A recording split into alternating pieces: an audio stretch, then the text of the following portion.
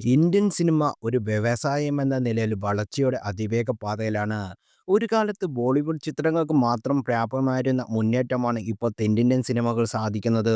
ഈ വർഷം പിന്നിടാൻ ഒരു മാസം ശേഷിക്കെ 2025 ഏറ്റവും കൂടുതൽ കളക്ഷൻ നേടിയ 20 സിനിമകൾ ഏതൊക്കെയാണെന്നും അവയുടെ കളക്ഷൻ എത്രയാണെന്നും നോക്കാം.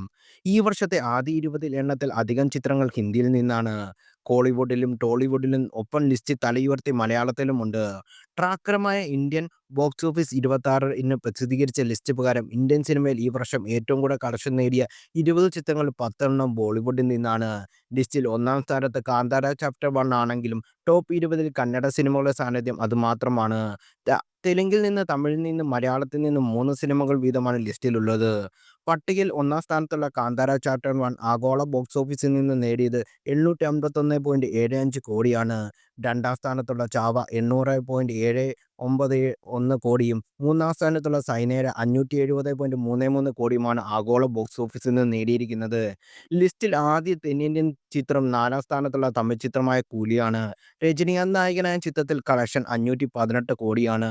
ആദ്യ 10-ൽ മലയാളത്തിൽ നിന്നുമുണ്ട് ഒരു എൻട്രി. മലയാളത്തിന്റെ പുതിയ സൂപ്പർ ഹീറോ ഫ്രാഞ്ചൈസിയിലെ ആദ്യ ചിത്രമായ ലോക ചാപ്റ്റർ 1 ആണത്. 303.80 കോടിയാണ് ചിത്രത്തിന്റെ ആഗോള കളക്ഷൻ. 11, 15 സ്ഥാനങ്ങൾ ലിസ്റ്റിൽ മലയാളത്തിന്റെ മറ്റും 2 ചിത്രങ്ങളുണ്ട്. മോഹൻലാൽ നായകനായ എമ്പുരാൻ 11-ാം സ്ഥാനത്തും അദ്ദേഹത്തിന്റെ തന്നെ തുടരും എന്ന ചിത്രം 15-ാം സ്ഥാനത്തുമാണ്. എമ്പുരാൻ 266.81 കോടി നേടിയപ്പോൾ തുടരും ആഗോള ബോക്സ് ഓഫീസിൽ നിന്ന് 235 കോടിയാണ് നേടിയത്. വർഷം അവസാനിക്കാൻ ഒരു മാസം കൂടി ശേഷിക്കെ മറ്റു ഭാഷകളായി വമ്പൻ റിലീസുകൾ ഇനിയും വരാനുണ്ട്.